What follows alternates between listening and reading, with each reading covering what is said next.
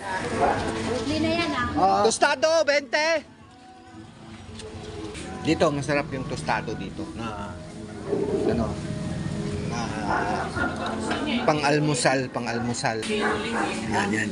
Tingnan mo ha. Ganito siya kasarap po. Yan siya, ang init pa oh. O, di ba?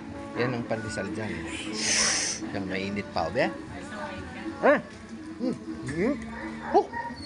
Init. Yan. Dito lang yan, o kay ate. Yan. Kawin-kawin ka man dyan. Ano yung kakawin natin? O yan.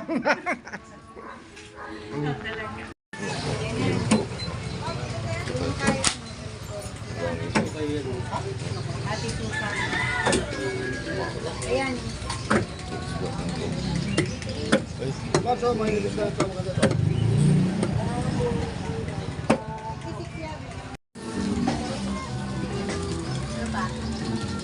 Romansi.